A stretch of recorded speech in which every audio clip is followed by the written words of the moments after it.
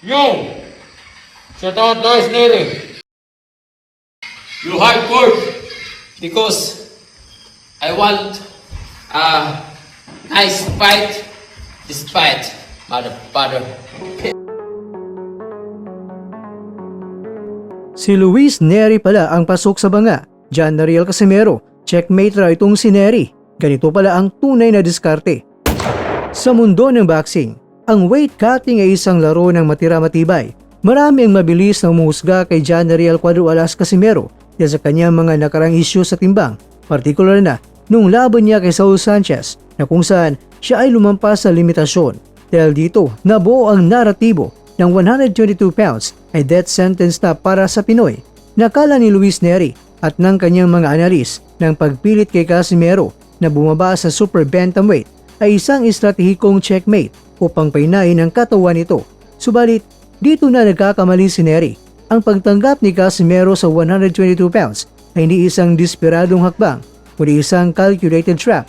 Habang ang lahat ay nakatuon sa timbang ni Casimero, nakakalimutan nila ang katotohanan na isang boksingero na sanay sa hirap ng pagbabawas ay nagkakaroon ng muscle memory at disiplina sa huling mga sandali.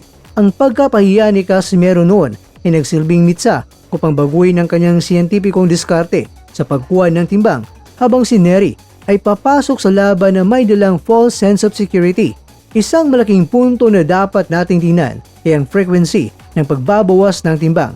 Si Casimero ay nanggaling sa mga laban sa super featherweight, laban niyan kay Kyunosuke Kameda, at featherweight, laban niyan kay Tomizukushi. Bagamat mas mataas ang mga timbang na ito, ang kanyang katawan ay nananatiling aktibo sa proseso ng cycling. Ibig sabihin, ang kanyang metabolismo ay hindi natutulog. Alam ni Casimero ang pakiramdam ng pagiging tuyot at kung paano ito labanan sa pamamagitan ng tamang rehydration clause management. Sa kabilang banda, itong si Luis Neri ay galing sa dalawang sunod-sunod na laban sa featherweight division. Marami ang nagsasabi na isang division lang naman ang bababaan ni Neri, pero sa siyensya ng boxing, ang pagbaba ng timbang matapos masanay ang katawan sa mas mataas na dibisyon ay mas mahirap kaysa pagbaba ng isang boksingero kaysa sa isang boksingero na sanay na magbabawas ng timbang. Maninibago ang muscle ni Neri.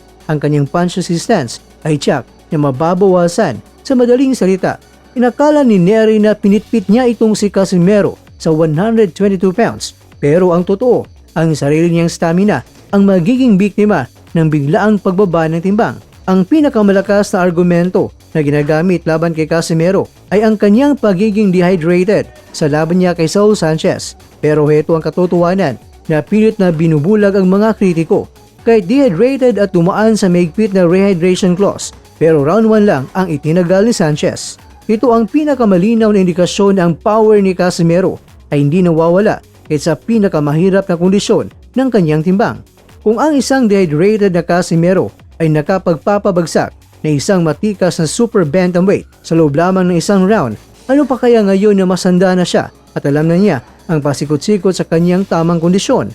Si Neri ay kilala sa pagkakaroon ng glass chin o mahinang panga kapag tinamaan ng malinis. Ang plano ni Neri na tatargetin si Casimero sa body shots ay magiging double-edged sword.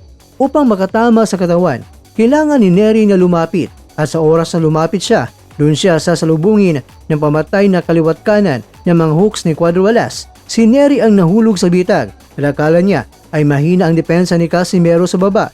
Hindi niya alam na pain lang yon para buksan ang kanyang sariling depensa sa itaas. At ayon nga sa ibang eksperto, pagdating ng April 18, makikita ng buong mundo ay isang Luis Neri raw na maaring mabilis mapagod dahil sa weight train. Ang pagpili sa 122 pounds ay naging isang patibong para kay Neri dahil doon siya magiging pinakamahina, habang itong si Casimero raw ay papasok na may chip on his shoulder at gutom na patunayan na siya pa rin ang hari sa dibisyon. Mga kakwento, ang tunay na checkmate ay hindi ang timbang kundi ang karanasan. Si Casimero ay isang 3-division world champion na dumaan na sa lahat ng klaseng laro. Alam niya kung kailan siya biglang sasabog, habang si Neri sa kanyang kumpiyansa na dihado si Casimero sa timbang ay hindi makapaghanda sa bilis na ipapakita ng Pinoy sa pag-adjust sa laban. At sa huli, ang body shot na inasahan ni Neri na tatapos kay Casimero ay siya ring magiging dahilan ng kanyang pagkatalo raw dahil sa bawat serye ng kanyang atake May nakaabang na counterpunches itong si Cuadruelas. Ang ating pinag-usapan dito mga kwento ay ang pagbabawas ng timbang ng dalawa. Sino ang mahihirapan at sino ang masabi natin na papetiks-petiks lang. Pero ganun pa man, may overweight issues ang dalawa. Kaya ang tanong, sino kaya pagdating sa gabi ng laban ang may magandang kondisyon ay ipapakita? Ang biglaang pagbabawas ba ni Nery? Umasanay sa pagbabawas na si Casimero? Ikaw, sino ang mananalo sa tingin mo? Ang bad boy ba ng Mexico o ang Cuadruelas na Pilipino? Kakwento, comment na sa baba ang opinion.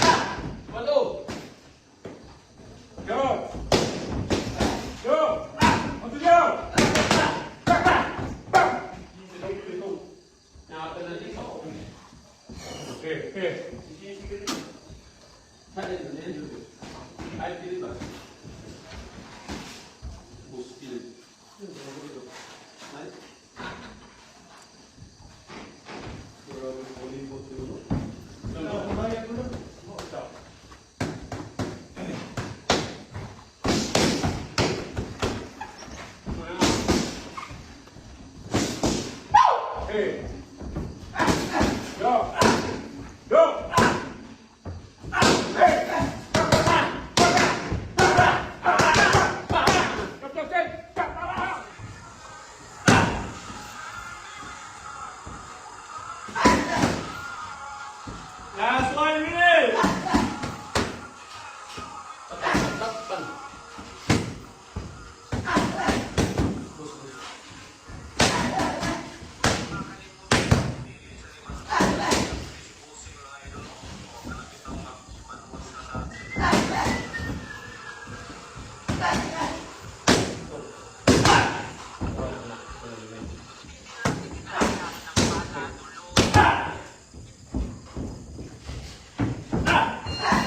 Last 30 seconds!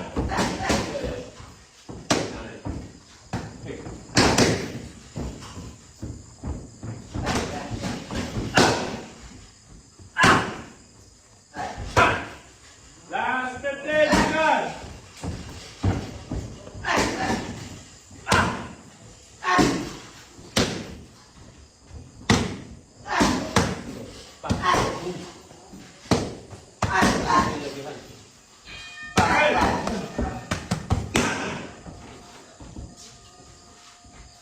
Diyos na po.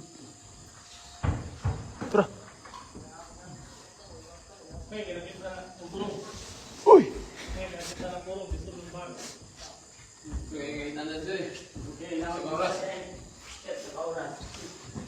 Kamu, ipasuso pa, ganun din ba? Oo. Kaya dito na ibang butang mo. Bata mo. Okay. Go!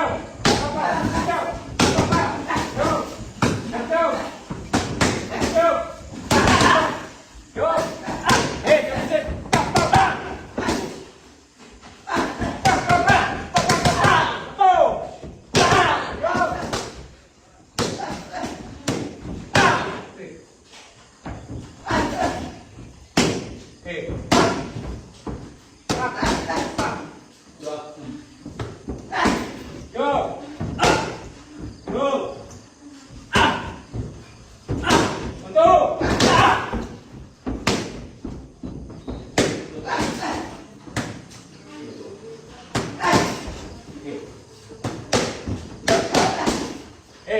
go! Go! Go!